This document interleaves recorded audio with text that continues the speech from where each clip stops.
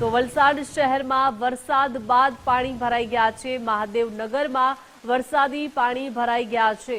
અનેક રહેણાંક સોસાયટીઓમાં પાણી ભરાઈ ગયા છે।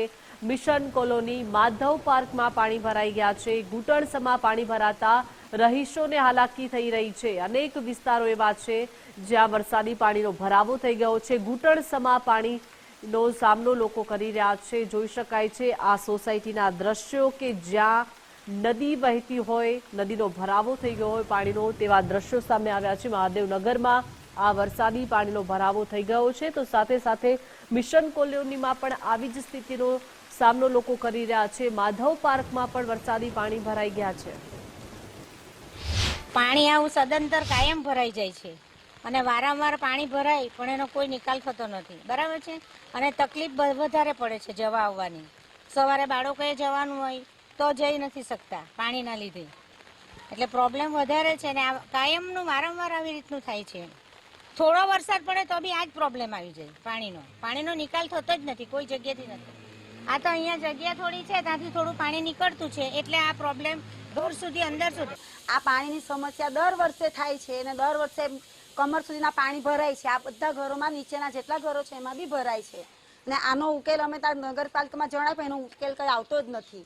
અહીંયા રોડ પર એના માટે પેલું બી મૂક્યું છે મશીન પાણી કાઢવા માટે પણ નથી જતું પાણી ને આ ભરાય છે ને છોકરાઓને સ્કૂલ જવામાં તકલીફ થાય છે। આ ઘરવાસીઓ કોઈ નીકળી બી નથી શકતું બહાર, નથી પેલા સાઈડે જઈ શકતું, નથી અમારા આ બહાર આવી શકતા છે। એટલી સમસ્યા છે આ મહાદેવનગર સોસાયટીમાં। રોગચાળો ફેલાય તે અલગ, કચરા બચરા બધું જ અટકી જાય છે, આમ ગંદકી બી ફેલાય છે ને રોગચાળો ફેલાય છે અહીંયા। તો વલસાડમાં ભારે વરસાદે તારાજી સર્જી દીધી છે। સાઈનાથ સોસાયટીમાં પાણી ભરાઈ ગયા છે। 4 દિવસથી આ સોસાયટીમાં પાણી ભરાયેલા છે। ઘરોમાં પાણી ઘૂસતા સ્થાનિકોમાં ભારે રોષ છે। ઘરવખરીનો સામાન પણ પલળી ગયો છે।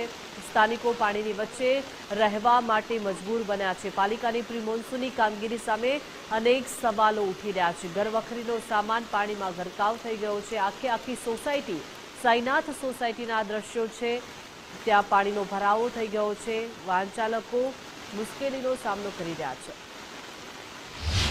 અમારા કોમ્પ્લેક્સમાં અત્યારે દર ચોમાસામાં અમારે ત્યાં એટલું બધું પાણી ભરાય છે કે ઘરમાં પણ આવી જાય છે।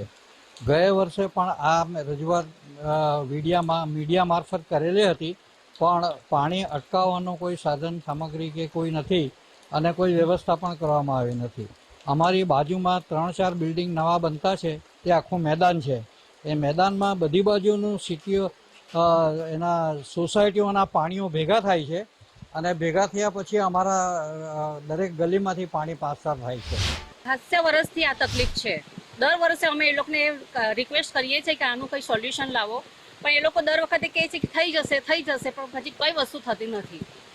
એટલે બીજી વાર તો હવે એ લોકો વોટ આપવા માંગવા આવે ને તો અમને એ લોકોને એન્ટ્રી જ નથી આપવાના, કે આ દર વખતનો પ્રોબ્લેમ છે। ડ્રેનેજનો નથી સુવિધા, ચારેય બાજુથી ટાપુ બની ગયેલું છે અમારું, કે નીકળવાનું બહુ મુશ્કેલ છે। ગાડી બંધ કરીને અમારે લાવવી પડે છે। હવે ઓફિસમાં અમારે આજે લેટ થઈ જશે તો લીવ લાગી જવાની, એની કોણ જવાબદારી લેવાનું?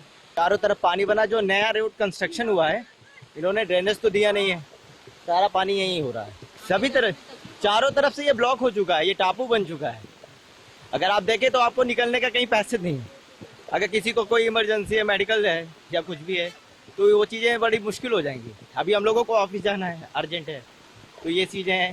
अगर कोई बीमार है तो उसको कैसे हॉस्पिटल पहुँचाएं? તો વલસાડમાં વરસાદ વરસતા સોસાયટીમાં પાણી ભરાઈ ગયા છે। મિશન કોલોની વિસ્તારની સોસાયટીઓમાં પાણી ભરાઈ ગયા છે। રહેણાંક વિસ્તારમાં પાણી ભરાતા સ્થાનિક લોકોને હાલાકીનો સામનો કરવાનો વારો આવ્યો છે। પાણીના નિકાલની અપૂરતી વ્યવસ્થાને લઈને લોકો પરેશાન થયા છે। રહેણાંક વિસ્તારમાં આપ જોઈ રહ્યા છો નદી જેવા દ્રશ્યો સર્જાઈ ગયા છે। રેન વધારે થાય છે ને તો અહીંયા પાણીનું લેવલ તરત વધી જાય। ગયા વર્ષે અહીંયા મોટર લગાવી પણ એમાં પાણી કેવું છે અહીંયાથી જતું છે આગળ સુધી, પણ ચેમ્બરનું લેવલ એવું છે કે અહીંયા પાછું બેક ફોર્સમાં છે। એ બેક ફોર્સમાં પાણી અહીંયાનો જ સર્ક્યુલેશન થયા કરે એટલે લેવલ જ્યારે પાણી વધારે હોય ને ત્યાં વધી જાય। અને સોસાયટીમાં કેવું છે કે સિનિયર સિટીઝન છે, કોઈ વધારે રહેતા નથી એટલે અહીંયા તકલીફ એ પડી જાય કે ગયા વખતે બી એક માસી અહીંયા ઓફ થઈ ગયેલા છે. જે સોલ્યુશન થવું જોઈએ તે સોલ્યુશન થયું નથી. નોર્મલ પાણીમાં નીકળી જાય, પણ આ ગટરનું જે કામ કર્યું ને તે એકચ્યુઅલી આગળ રોડ છે ને ત્યાં ઉપર લેવલ સુધી આ પાઇપને મારવો હતો મારા નોલેજ પ્રમાણે. કારણ કે આ ચેમ્બરમાંથી પાણી અહીંયાથી ફેંકતું છે, પણ એ જ પાણી પાછું ચેમ્બરમાં આવીને અહીંયાથી પાછું બહાર નીકળી આવે. વલસાડની અંદરમાં ભારે વરસાદે કહેર મચાવ્યો છે. દ્રશ્યો છે સીધા વલસાડના રૂબી એપાર્ટમેન્ટ અને સેફાયર એપાર્ટમેન્ટમાં કે જ્યાં અત્યારે પાણી ભરાવો થયો છે. સમગ્ર ઘટનાને લઈને પાલિકાની જે પ્રી મોન્સૂનની કામગીરી છે તેના ઉપર અનેક સવાલો ઉઠી ચૂક્યા છે. સ્થાનિકોનો આક્ષેપ છે કે જે આ પ્રમાણે આ જે દિવાલ બનાવવામાં આવી છે તેના કારણે પાણીનો નિકાલ નથી થઈ રહ્યો, જેના કારણે અહીં દર વર્ષે પાણી ભરાવાની સમસ્યાઓ સર્જાય છે. પાણી ભરાવાના કારણે સ્થાનિકોને પારાવાર મુશ્કેલીનો અત્યારે સામનો કરવો પડી રહ્યો છે.